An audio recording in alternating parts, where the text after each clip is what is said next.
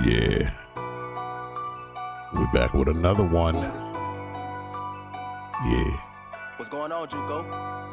We reacting over here. I'm El Jefe. We just gonna like and subscribe. Have fun. Kick back. If Cartel. Y'all like and subscribe because you're gonna love it. This is the Smith Cartel channel. Go ahead and like, subscribe. We gonna keep going fed until we go live. I'm El Jefe, the big boss, kicking at Third Coast. We going, running, smiling, man. We doing the most to my family. I wish you the best. Remember what Jefe taught you, boy. Say it with your chest. Big boy, big boss. I rock it in the South. Got these folks slugs and all this gold shining in my mouth. I'm the man, understand. Like and subscribe. We gon' keep spinning the block until we get it right. Yeah, that's real. Like and subscribe, that's the channel. We keep it real, give you more than you can handle. Yeah, like and subscribe. Smith Cartel, I'm El Jefe.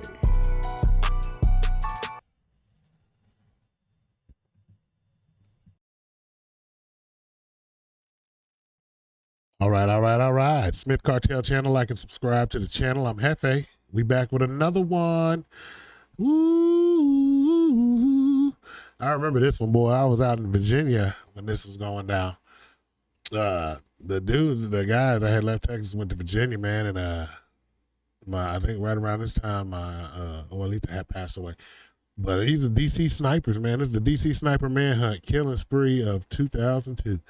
So we're gonna check it out, see what's going on. They chopped it down. It ain't no long documentary. It's just a short video. You know what I'm saying? 11 minutes. So we're gonna see what's going on because I remember that. Let's see what they got going down. Day, October 2nd, 2002. In the quiet suburbs of Washington, D.C., a former Army marksman and his teenage protege transform a blue Chevy Caprice into a mobile sniper's nest, unleashing a reign of terror on innocent bystanders that would soon grip the nation. As the pair carried out a calculated series of shootings meant to disguise a far more personal motive, launching one of the largest manhunts in American look like Bill Cosby on that This right there, is the young Bill infamous Cosby. true story of the DC snipers.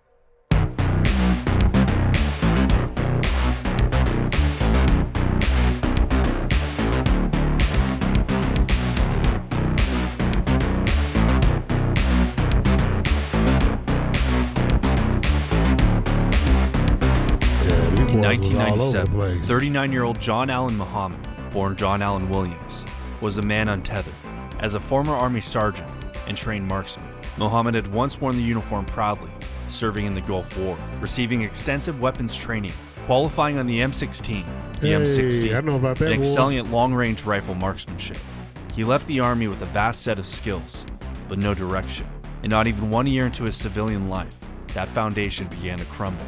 His marriage collapsed. He lost custody of his 3 children, and he began spiraling, feeling a deep resentment toward the court system, his ex-wife, and what he saw as a government that had failed him. There is a parenting plan that was entered by the court. So the children are coming missing. According to the court's order, they're going with mother. And in 1999, he kidnapped his children, disappearing with them for over a year, crossing into Mexico, and eventually landing in Antigua using forged documents. And that's where he'd meet his protege, Lee Boyd Malvo, a 15-year-old Jamaican native whose mother dragged him across Antigua in search of work, sometimes leaving him for weeks at a time. He just was with out strangers. there He was undocumented, unsupervised, and starving for guidance. Muhammad saw him wandering alone, desperate and detached. He bought him food, gave him a mattress, and slowly gained his trust. But it wasn't compassion. It was recruitment. Muhammad began grooming Malvo like a soldier. He taught him how to shoot, how to isolate, how to obey. He fed him survivalist ideology, distorted religion, and a worldview built around betrayal, violence, and control. He even taught him how to forge documents and assume new identities. He didn't just play father, he became commander. And Malvo, an impressionable young man, he knew he was impressionable. That's what it was. And became his disciple. He could By make him 2001, his disciple. Muhammad returned to the U.S. without his kids, but returned with Malvo, who at this point referred to Muhammad as Dad. They bounced between Washington State, Florida, and the East Coast, often living out of shelters, cheap motels, and eventually their car. To outsiders, they looked like drifters, But it wasn't transit. homelessness. It's transit. It was movement prep, because Muhammad was building something. He knew that if his ex-wife turned up dead, he'd be the prime suspect. So instead, he began designing a false pattern of violence, a string of random sniper killings that would paralyze the public, stretch law enforcement thin, and make her murder blend into the noise. The goal was simple: kill enough strangers to confuse the narrative, make his ex-wife look like another random victim, demand $10 million from the government as a cover story, then vanish with Malvo under a new identity. The duo had purchased a 1980 Chevy Caprice at an auction in New Jersey for $250, which they modified used to be able into to a get rolling that sniper's back in nest. the day, boy. The back seat was gutted, allowing Malvo to crawl into the trunk. A small hole was cut above the license plate, and inside, a Bushmaster XM15, chambered in 223, was mounted on a fixed bipod, dialed in for long-range accuracy. And when the trunk closed, it looked like any old sedan parked at a gas station. But inside, it was a camouflaged kill box. Yeah. Pretty much. Still looking for a new job? I just found out my dad's sister's husband is golfing buddies with the CEO of a great company. So basically,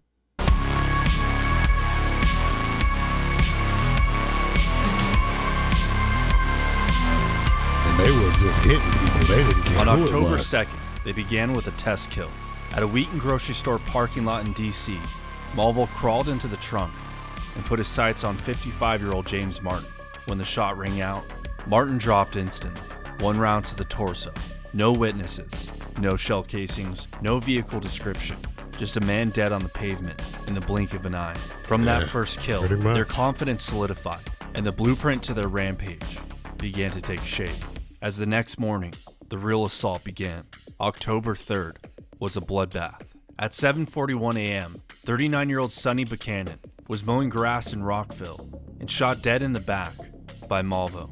At 8:12 a.m., 54-year-old Prem Kumar Welliker was filling up at a Shell station Told in you, they were Aspen just hitting Hill people and shot random. in They the didn't chest. At 8:37 a.m., 34-year-old Sarah Ramos sat on a bench outside a post office and was shot in the head. At 9:58 a.m., 25-year-old Lori Ann Lewis Rivera was vacuuming her minivan in Kensington and shot before the machine stopped running. That evening, in D.C., 72-year-old Pascal Charlotte was walking down Georgia Avenue when a bullet punched through his chest, killing him instantly. Hitting him right And in as the they torso. crisscrossed through the D.C. metro area, they moved like ghosts and kept moving between attacks. They'd park at rest stops, rotate license plates, and map out locations. Places where people stood still, vulnerable, predictable, consistent. Where crowds were. stalking That's what the it rhythm was. It was where of the everyday crowds were. life. And by the time the local authorities even realized what was happening, 5 people were already dead, and Muhammad and Malvo were 20 miles away. And this was just the beginning. Meanwhile, the FBI flooded the DC area. A multi-agency task force was activated. Local PDs, the FBI, ATF, and Secret Service began their scramble, and pressure came down from the top to find them now. Nothing like this Couldn't has they ever move happened too in much? Montgomery They County. moved too quick. This is a very safe community. Somebody Our told me he homicide passed rate away. Just increased by 25% in one It's day. crazy. Rest in peace. Law to him, enforcement man. sources say the weapon was a high-power rifle, fired in some Not cases in at this, least but of old from a age. distance.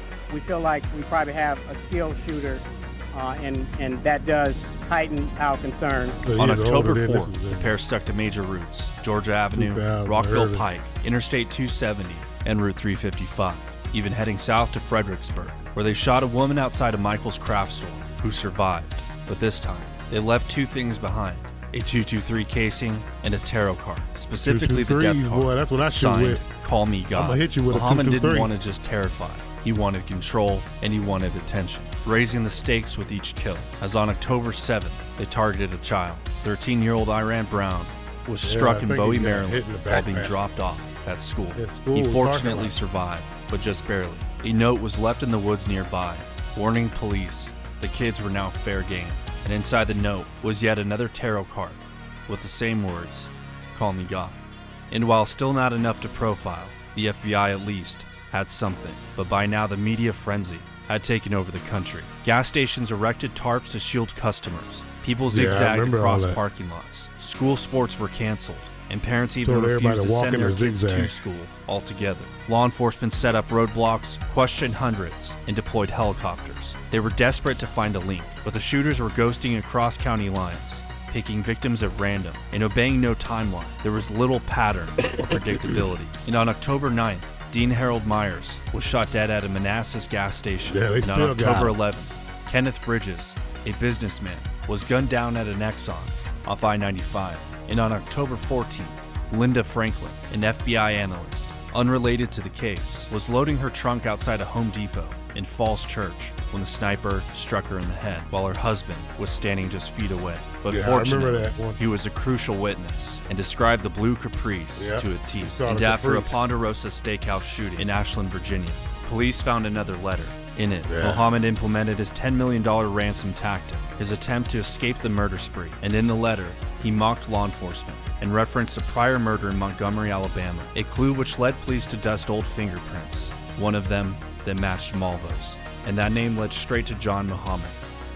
And now, for the first time, they had suspects. Yeah, they suspect. Now it was a manhunt. Yeah. Good morning. Don't say anything, just listen. What are the people that are causing the killing in your area? It's crazy, man. It says, call me God. Sir, any information at Montgomery County Police Hotline. We're not investigating the murder. Would you like the number?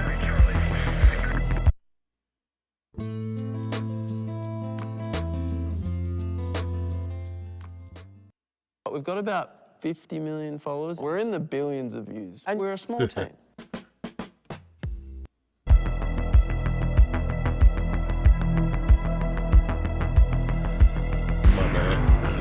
On October 23rd, as the names went public, a truck driver spotted a blue Chevy Caprice parked at a rest stop off I-70 in Myersville, I used to call them old people around 3 a.m. Police quietly closed in on the vehicle and violently awoke both men sleeping inside with a swift... I said old people balls. I mean, old people mouth is the one with the ball on it. Then I'm get used to it. It's so I can use it with one. Indecisive use it and do stuff. Felony takedown. And after 23 days of terror, a keyboard on it, the pair like a little mini keyboard, but I don't want to show it because they ain't sponsored me. From the trunk, still mounted. Everything was still there. Had everything set. 10 dead, 3 wounded. John Muhammad was tried in Virginia, found guilty, and executed by lethal injection. Yeah, he got executed right away. The boy didn't know. I think he's still alive. Being 17 at the time, was sentenced to multiple life terms without the possibility he's of still parole. alive. I As think for the Malvo's victims' still families, Malvo. No sentence undoes Still alive. what was done. True enough. I mean, I was a monster. If you look up the definition, I mean, that's what a monster is. I was a ghoul. I was a thief. I stole people's lives. It's crazy. Yeah, man. In memory of the victims, man. Shout out to them, man. Shout out to them. It's crazy, man. I mean, you know, it's crazy. But hold on, we ain't done with that. That's just a part. We reacted to that. Now we're gonna do this other one. So hold on. All right, so let's get back to it, man. Let's get back to it. Let's get this thing loaded up and ready. Let's check Thursday, October 17th. This is going to be the cartel. A convoy of Mexican craziest special cartel forces shootout. pushed their way 700 through Sicaras the Tres Rios neighborhood versus 35 special forces. And stormed a safe house, capturing Ovidio Guzman Lopez. And these guys ain't playing no games, okay? That's why they call us the Smith Cartel, because we play no games. 0 games, period. 10 toes down. So check it out. We're going to watch it. Let's see what's going on. The son of El Choppo, alive. And what was meant to be a quick capture-kill mission quickly turned into an all-out war. Choppo, as within son. minutes, over 700 Sicarios and convoy after convoy of improvised armored vehicles surrounded the Special Forces team, trapping them within the safe house. Wow. And after a hellish 7-hour real siege life of the raid. city, Hey, they real life doing the movie The Raid in this mother. They said we got them in here. It's all, baby. They really doing the real life raid in this mug, man. That's crazy. The Mexican government was left with little choice. Release Ovidio, or everybody dies.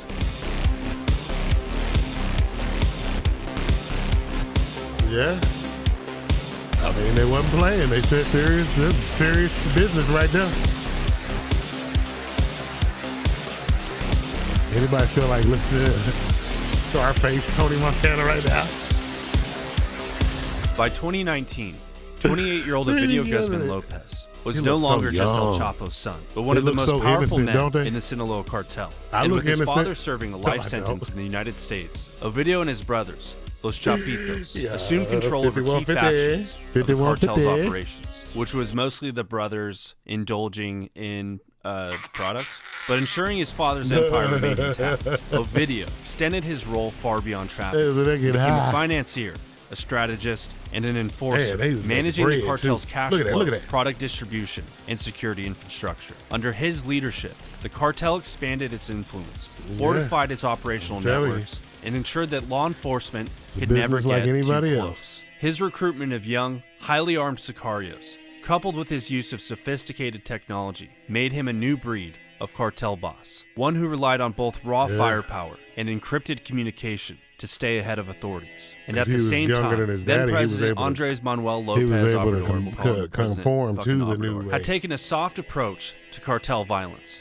shifting away from the military-driven crackdowns of previous administrations. His policy of hugs not bullets prioritized de-escalation over direct confrontation, which inadvertently allowed the Sinaloa cartel to grow even stronger. Imagine that. With less military pressure, Los Chapitos cemented their control. I'm going to tell y'all the reason why he say that is because most of them are in their pocket. Expanded smuggling corridors and solidified their dominance over rival factions. And Ovidio was especially careful in securing the cartel's infrastructure.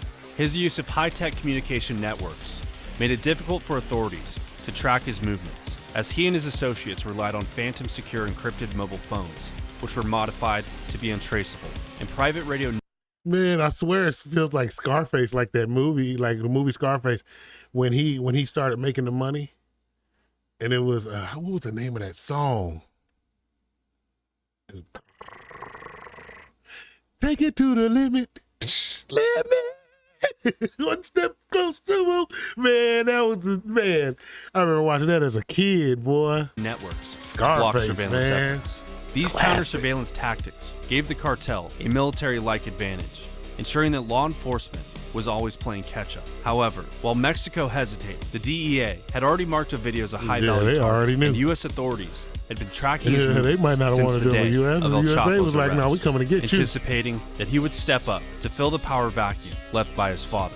And the U.S. Department of Treasury's Office of Foreign Assets Control formally designated Ovidio as a key lieutenant of the Sinaloa cartel under the Foreign Narcotics Kingpin Designation Act, a designation that greenlit international indictments against Ovidio and his associates. All of them look like they breath But stank. taking down Ovidio would be no simple task. The Sinaloa cartel was no longer just a criminal empire. It was a paramilitary force, an underground shadow government. And by many accounts, Obrador's administration feared that attempting to detain Ovidio would trigger a war in Culiacan, a city where the cartel held more influence than the government itself. But despite these fears, U.S. pressure continued to mount, and the DEA had built a solid case linking Ovidio to multi-ton shipments of narcotics flooding into the United crazy States. When the government the in your was country sealed, don't even and want Mexico's a law warrant. enforcement signed the arrest warrant, and the plan was set in motion. But before we get into the operation, a quick word from the sponsor of today's video, Aura.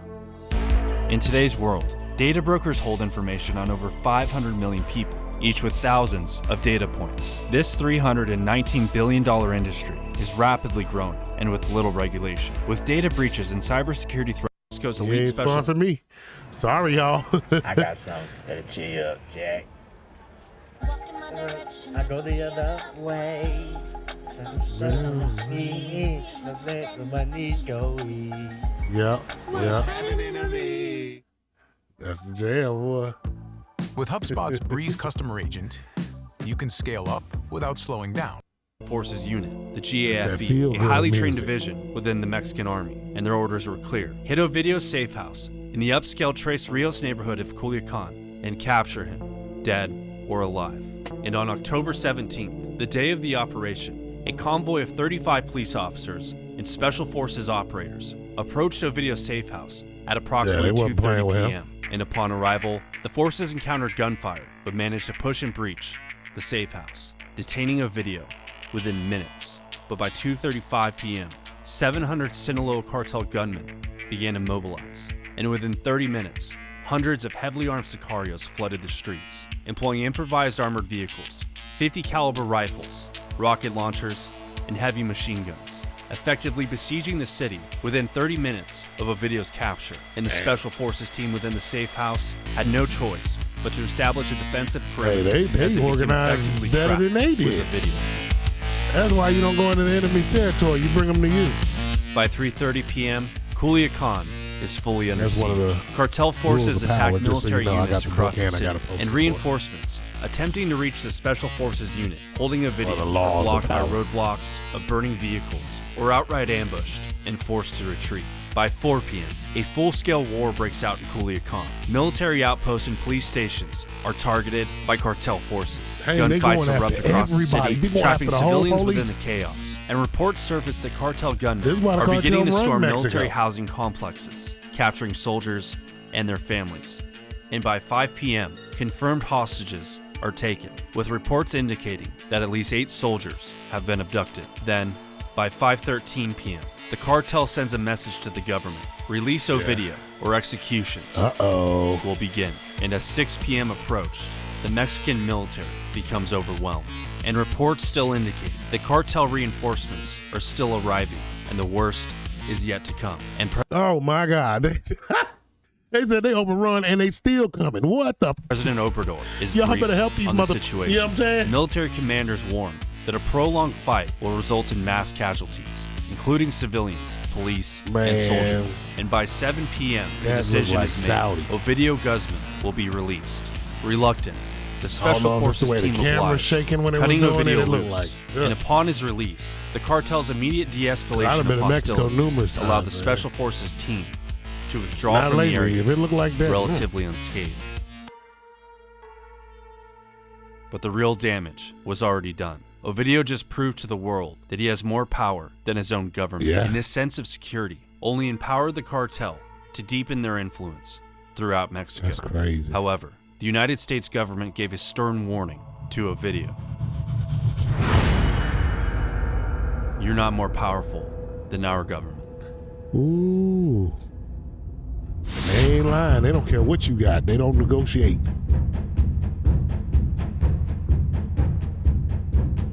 By January of 2023, the U.S. launched an operation that was much larger, more coordinated, and designed to be over before the cartel could even react.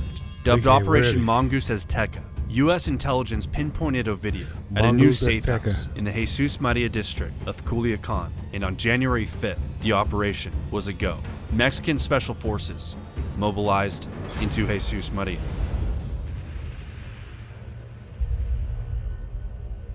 At precisely 6 a.m., the assault team intercepted a cartel convoy associated with Los Chapitos that was patrolling the area around the safe house. Within minutes, the convoy was wiped out, and the cartel gunmen never even saw it coming.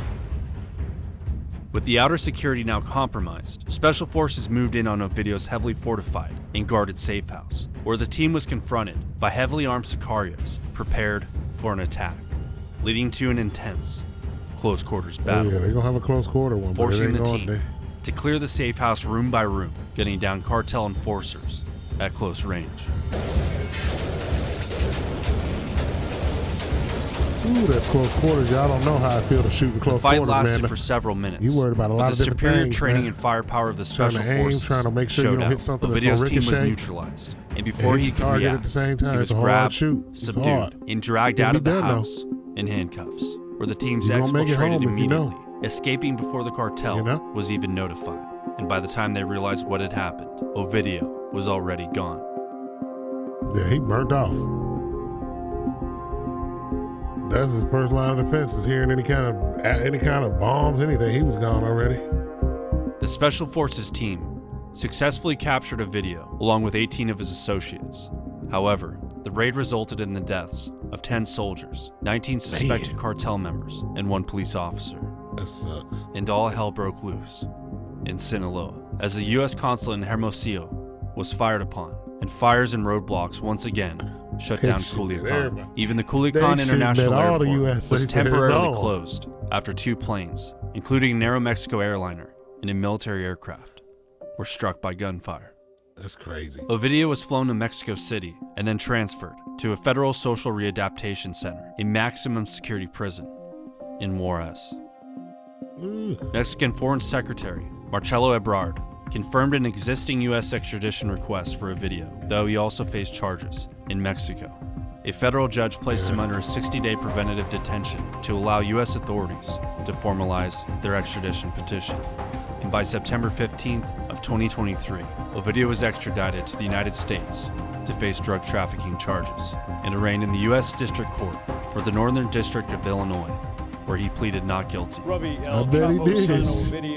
He got a million people that'll step up and take that charge and be proud to. Son of the Sinaloa Cartel kingpin tonight at the federal lockup in downtown Chicago after a court arraignment on drug trafficking. That's crazy, man. Yeah, his daddy's locked up too, man. No plea agreement or nothing. February 27th. He already went to court. Like I said, man, it's crazy out there, man. Mexico getting wild, got wild, man, for a whole hot minute, man. It was wild. They had people in the U.S. saying don't go out there to go vacation or nothing, man. So, you know, we put those two together, man. So y'all have them, man. Give y'all something nice because I ain't seen y'all in a minute. I figured I'd put two videos together to make one. You know what I'm talking about? We got that. Yeah. It's the cartel. Man, so y'all take care, man. Be easy, be breezy, baby. Take care of yourselves. Make sure you look good for yourself. Not for anybody else, but for you. And you know what I'm saying? Just love yourself, man. Because if you ain't nobody else gonna love you like you love yourself. So you better love yourself. Like Mo3 songs say, love myself. You ain't gotta love me. I love myself. That was one of my ringtones, boy. So I learned that at 10 years old. Shoot, ain't nobody gonna, we're actually at 5. Ain't nobody gonna love you like you love yourself. When you in that dark room by yourself and nobody else there, it's only you, baby. So love yourself, take care of yourself. Y'all live every day like it's your last, because it might be. And love it, enjoy it. Don't wake up mad all the time. Shoot, if somebody mad, distance yourself from them, man. Do what Aquariuses do. We feel the energy off, we move around. We don't play. All right, man, I'll see y'all on the next one. I'm Hefe. Y'all be breezy, baby. All right.